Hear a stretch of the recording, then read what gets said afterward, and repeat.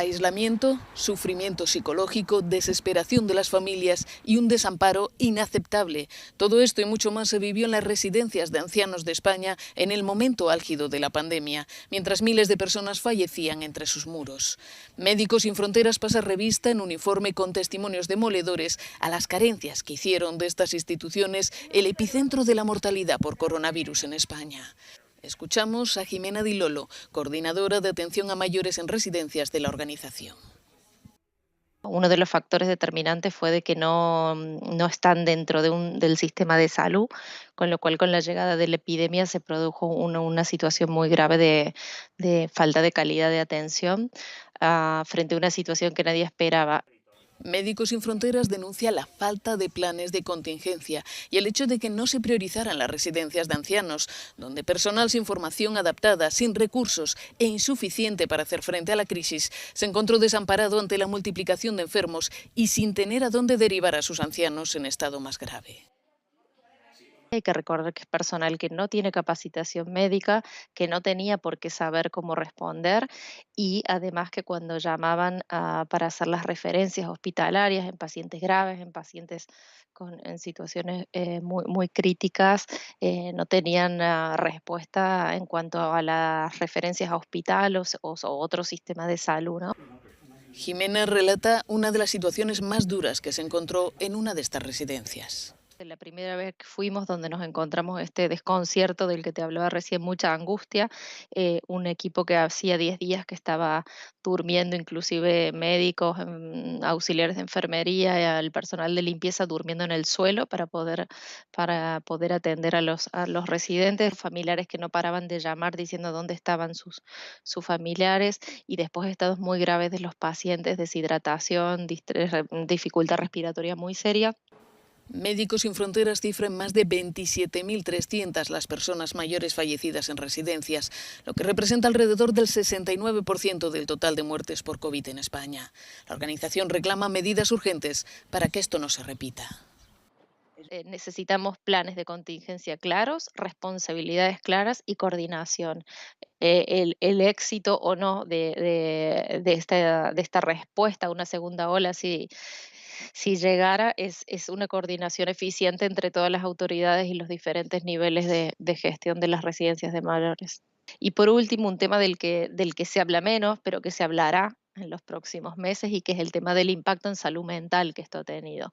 No solo en estas personas que han muerto solas, aterrorizadas, sin entender nada, porque no había capacidad tampoco para explicarles, pero también en nuestra generación, que vamos a quedarnos pensando en qué no hemos hecho para que esto sucediera, ¿no? Haber perdido padres, abuelos, tíos sin poder decir adiós, y en un personal muy agotado, muy cansado y culpabilizado en algunos casos, que sigue al cuidado de los residentes mayores.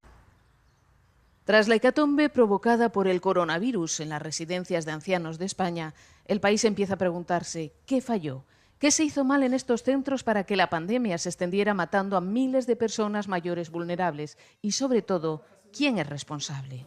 Esta residencia privada de Pozuelo de Alarcón, en la Comunidad de Madrid, es el contraejemplo de la tragedia, pues la implantación de un estricto protocolo sanitario ha puesto coto al virus. Lo tratamos todas las habitaciones, todas las esquinas, todo que tenemos en la residencia.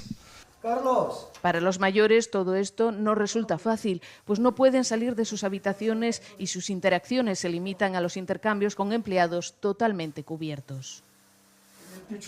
Yo danzaba por toda la residencia, me iba, me venía, pero como ahora tenemos que estar dentro, porque así nos mandan las circunstancias, pues me aguanto aquí dentro, o leo, o veo televisión. Te van a ocultar un poquito. Todo el personal utiliza material de protección completa y el centro cuenta con su propio equipo médico. El problema de estas medidas drásticas es que los ancianos pierden movilidad, a lo que hay que sumar las graves consecuencias psicológicas del aislamiento. Hemos notado que algunos residentes han caído a nivel emocional. Ya no tienen la misma expresión de antes. Hay gente que hablaba que ahora no habla. Pese a todo, esta residencia resulta modélica a la hora de hacer frente a esta pandemia sin piedad. Según cifras comunicadas por las comunidades autónomas, en las alrededor de 5.450 residencias de ancianos de España han fallecido por COVID-19 o con síntomas similares casi 15.900 personas. Eso supondría cerca del 67% del total de víctimas mortales, si bien muchas de estas personas nunca han sido contabilizadas porque nunca se les realizó un test. La Fiscalía General del Estado ha abierto decenas de diligencias contra residencias de ancianos por no proteger los derechos de sus usuarios. A eso se suman denuncias de familiares y trabajadores. En la Comunidad de Madrid, la más afectada, junto a Cataluña, Castilla y León y Castilla-La Mancha, a la tragedia se ha sumado la polémica. Varios municipios gobernados por Podemos quieren seguir el ejemplo de Alcorcón y llevar al gobierno de Díaz Ayuso ante la justicia para obligarle a medicalizar y dotar de medios sanitarios las residencias de ancianos. En esta residencia de Falset, Tarragona, han fallecido desde septiembre 40 mayores, una situación que recuerda a la explosión de contagios y fallecidos de la primera ola del virus. Según el borrador de un informe del Gobierno al que ha tenido acceso Televisión Española, entre marzo y junio murieron más de 20.000 personas en las residencias. Solo la mitad de ellos están confirmados con prueba diagnóstica, la otra mitad tuvieron síntomas compatibles. El dato, por tanto, sigue siendo una estimación. Puede ser una cifra correcta, pero yo estoy no segura, segurísima que estas aproximadamente 10.000 personas que es compatible con, estoy muy segura que muchas de ellas no tenían COVID. El documento afirma que los fallecidos en residencias fueron casi la mitad del total de España durante la primera ola y reconoce que las medidas de control llegaron tarde. Ahora se sabe que el 14 de marzo había ya 46.000 contagios en España. Las comunidades autónomas aislaron a los centros entre el 12 y el 18 de marzo, cuando el virus, dice el informe, ya estaba dentro, y concluye que hubo una errónea percepción de que las residencias podían hacer frente a la situación. No teníamos EPIs, no teníamos test PCRs y no teníamos ni el conocimiento ni las autoridades sanitarias para saber cómo aislar a las personas y cómo tratarlas. El informe también señala que, aunque fue con afán protector, la desescalada pudo generar desigualdades hacia algunos mayores a los que se les prolongó el aislamiento. En esta segunda ola, familiares y expertos piden que no se aísle totalmente a los mayores en las residencias. Dicen que suprimir las visitas no ha sido suficientemente eficaz y ha supuesto, añaden, un perjuicio para la salud mental de muchos mayores. Cuando vienen los hijos, ay, ver los cielos abiertos. Francisca lleva 7 meses sin poder salir de la residencia. Desde marzo solo recibe visitas muy limitadas de sus hijas en las que ni siquiera pueden tocarse. La puedes ver solo días contados y una horita, no puedes venir cuando quieras y estar con ella todo el tiempo. Pero bueno, si tiene que ser así, pues tenemos que acatar lo que nos digan. El reto de las instituciones es blindar los centros de mayores frente al COVID y lograr que las familias se vean sin riesgo de contagio. Pero expertos y familiares aseguran que aislar demasiado a los residentes amenaza su salud mental. Aunque existen las videoconferencias y las llamadas, no es lo mismo. Ellos necesitan, tanto los niños como los abuelos, siempre un contacto físico. Los niños es demasiado. El aislamiento también puede producir determinados riesgos para esas personas tan vulnerables porque pueden perder su proyecto vital.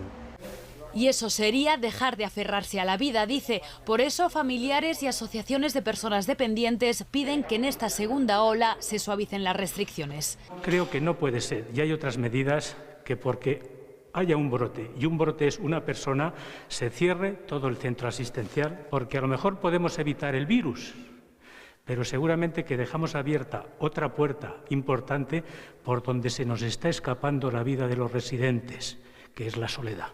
Incluso que los familiares todas las semanas trajéramos un documento donde se ponga que no podemos infectarle.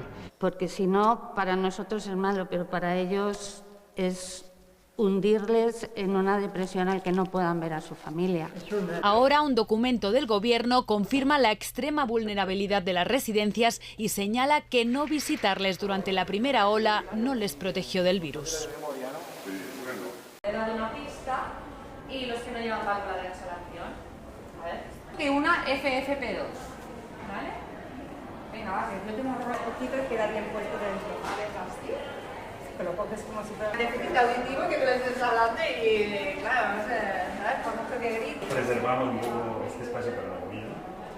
¿Ya? Yogures y pues gelatina. Queda aquí. Aquí tienes el hotel. Este ascensor, mírenlo, este ascensor. Tenéis el break de mirar.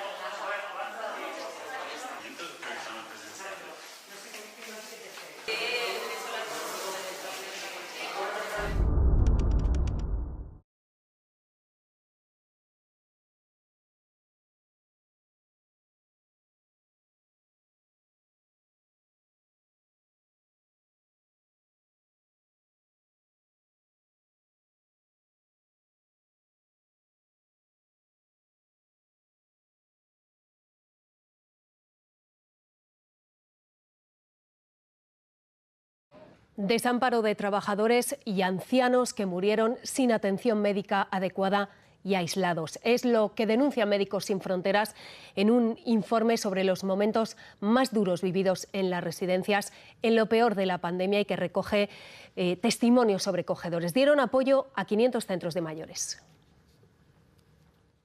Esto es el momento más difícil que he pasado. No puedo más. Estoy desbordada.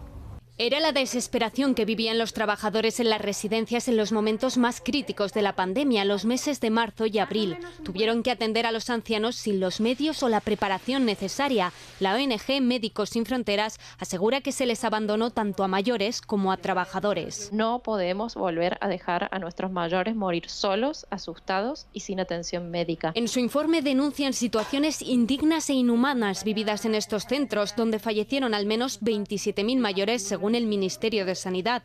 La ONG dio apoyo a casi 500 residencias, donde recogieron testimonios de los trabajadores como estos. Se intentó derivar a 2 residentes para los que ya no teníamos medios, pero desde el hospital nos confirmaron que no los admitirían. No me quedó otro remedio que devolverla a la habitación. Me hicieron sentir muy mal. Ella dejó de comer otra vez y a los pocos días se murió. Yo miraba las inyecciones y sabía que yo no podría hacer eso, por muy sencillo que dijeran que era. El resultado era espantoso, una sucesión de puertas cerradas, en ocasiones con llave, y personas golpeando y suplicando por salir. Un horror.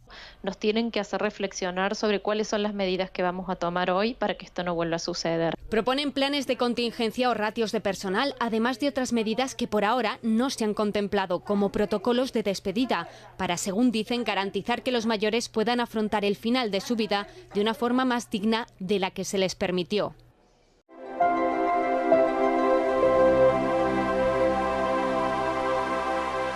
Cuando hubo el confinamiento, mi padre llevaba prácticamente un mes en la residencia. Entonces lo íbamos a ver cada día. Entonces, de la noche a la mañana, el que su familia que no fuera a verlo, pues él lo interpretó como si fuera como un castigo, que algo había hecho mal, que no entendía nada. Para mí lo más indignante de toda esta historia es que se han vulnerado pues, derechos fundamentales a personas que por una cuestión de edad han sido discriminadas. Se trata de personas vulnerables y que necesitan la ayuda emocional de la familia, pero también profesional del personal que haya en la residencia, pero también coordinados con los CAPs, hospitales o con quien sea.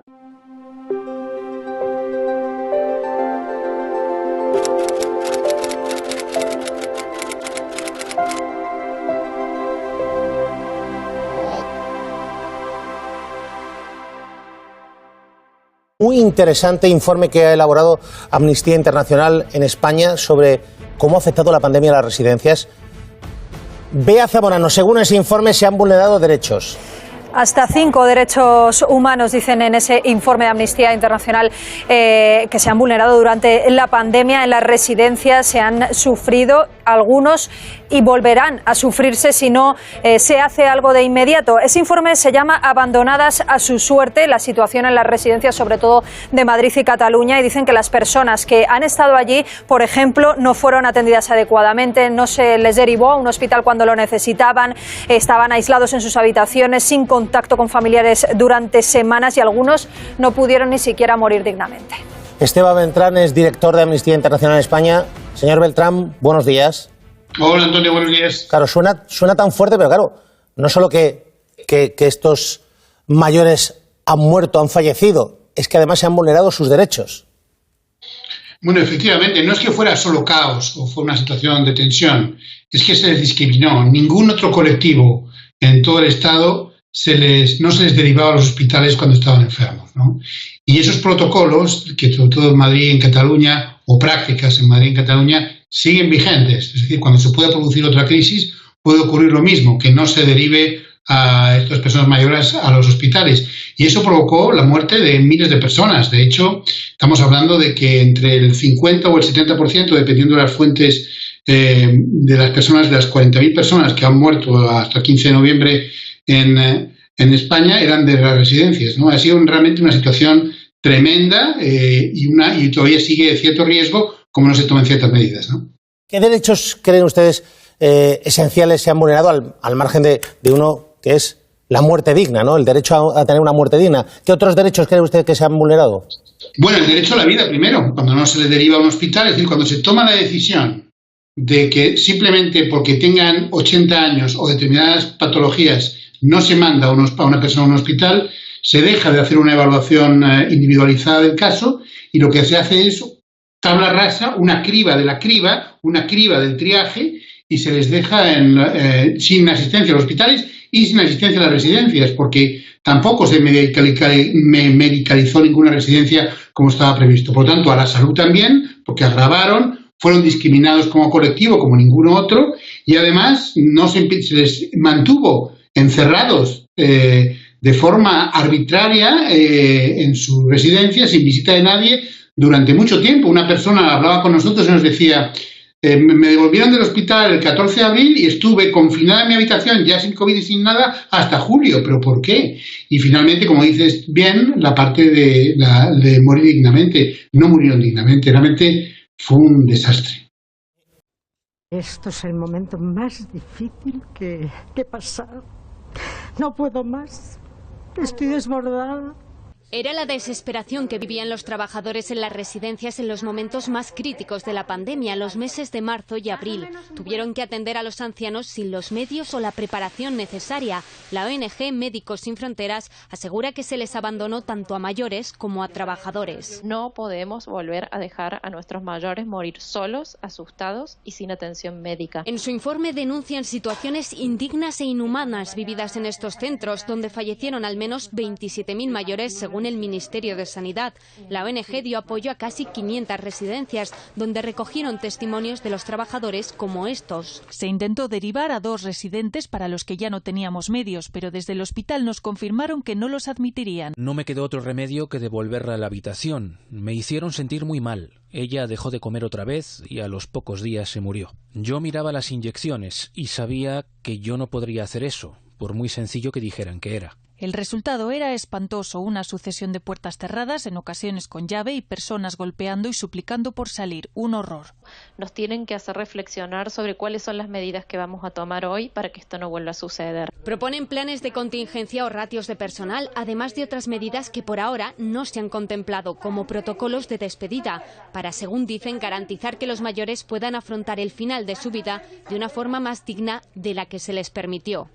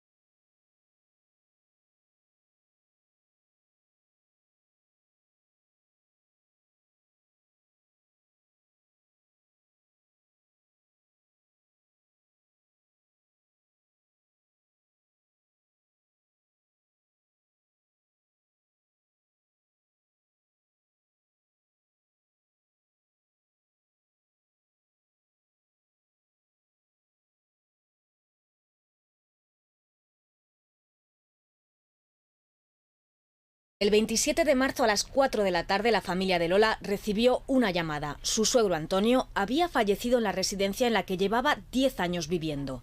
Esa misma mañana les habían dicho que no estaba tan grave. Todavía no hemos vuelto ni tan siquiera a la residencia porque son incapaces de ir a por las pertenencias de mi suegro. Hoy la herida sangra un poco más al recordar los 5 días que pasaron desde que les dijeron que tenía síntomas compatibles con COVID hasta que falleció. Se fue, como tantos otros, solo, aislado y sin recibir la asistencia médica que necesitaba. Fue gente abandonada a su suerte, en el que se le violaron el derecho a la salud, el derecho a la vida, el derecho a no ser discriminados. No fue simplemente una cuestión de caos. Fueron medidas que se tomaron que provocaron la muerte de miles de personas mayores en residencias. El informe se centra en los casos de Madrid y Cataluña porque, recuerdan, es donde más muertos hubo en residencias, casi la mitad de todos los fallecidos, y donde había protocolos específicos para que no fuesen derivados a hospitales que, denuncian, siguen vigentes. Tú con ese dolor sigues viviendo. ¿Por qué? Porque no sabes, no te has podido despedir de él, no has vivido sus últimos momentos. Amnistía pide a corto plazo que cada persona sea tratada individualmente y que se garanticen las visitas de familiares. Y a largo plazo lo que se necesita es una ley que regule las residencias en todo el Estado. La familia de Lola y otras muchas han denunciado a residencias y administraciones, todavía sin resultado.